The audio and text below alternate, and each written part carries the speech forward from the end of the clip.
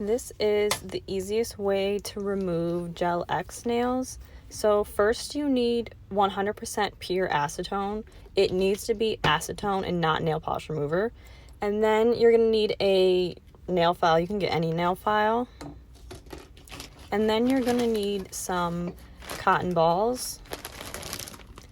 And then you're going to need some tin foil. So you're going to need something similar to this. It helps to get the fake nail off of your actual natural nail. You can use a regular nail clipper, but I have this tip clipper that I normally use on my nails. So you're going to want to take your tin foil and cut a long strip in it, and then we're going to use this to hold the cotton ball on our nail. And then once you have that long strip, you want to kind of cut them in rectangles, so they're kind of long but narrow.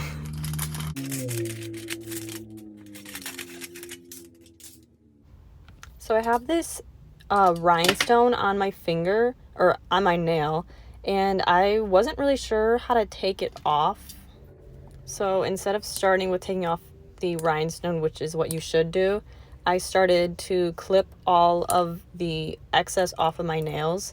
If you have short nails, you probably don't need to do this, but if you have any type of length, you're going to need to cut them.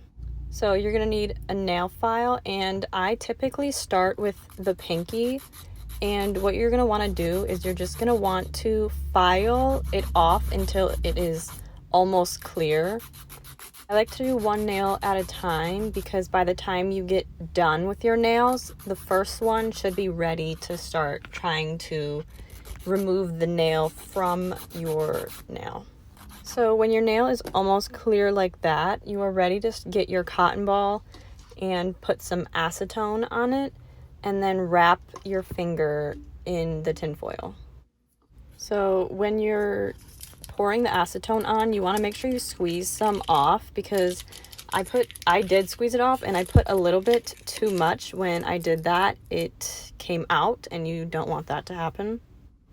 So then I wanted to figure out how to get the rhinestone off. So I just took a pair of nail clippers and kind of just pulled it off, just like that.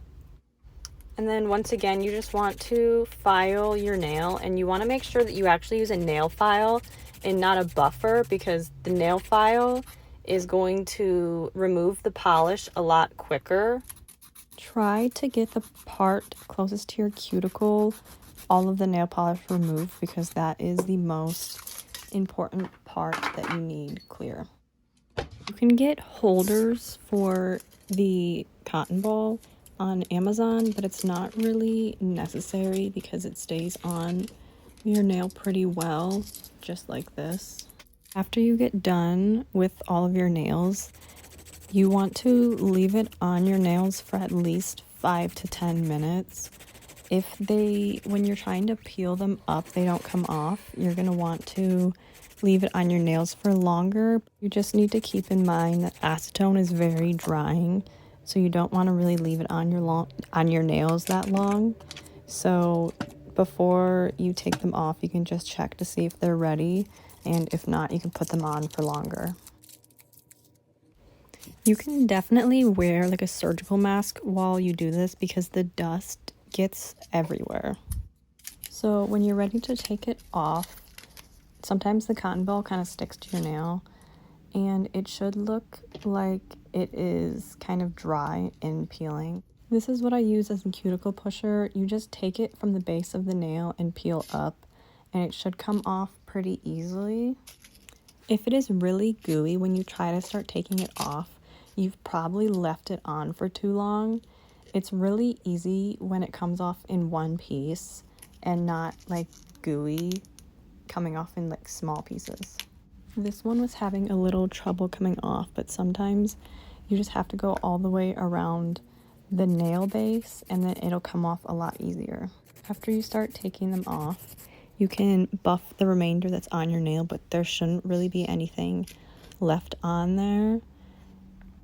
When you're taking them off, it shouldn't really hurt or have a lot of resistance. You just want to make sure that you're going around the base, and if you feel it's not coming off, just try from the other side, and then you can use your hand to kind of peel it off. You can reuse the tin foil for your other hands. That's what I'm doing with this one, so you don't have to cut more and waste, but you can reuse the cotton ball, but most of the time I just put a new cotton ball on there. You can see with this one I'm having a little trouble getting it off, but it kind of just peels off. After getting them off, I just like to cut them down because they can be they're really flexible right after, so they break a lot easier than normal, and sometimes my nails bend back, so I think it's better if you cut them afterwards so you don't hurt yourself. So I just like to buff all of them afterwards just to make sure that there's not anything left on and make sure that they're smooth. And then after this, you want to wash your hands and get all the stuff off so you can put cuticle oil on. This is the one that I use. Do not have cuticle oil, you can put moisturizer on your cuticles and then put Aquaphor on top of it. That's what I do sometimes because the acetone's really drying, so you want to make sure that you're moisturizing them afterwards. You should really be applying cuticle oil twice a day, and if you don't have it, you can just use Aquaphor.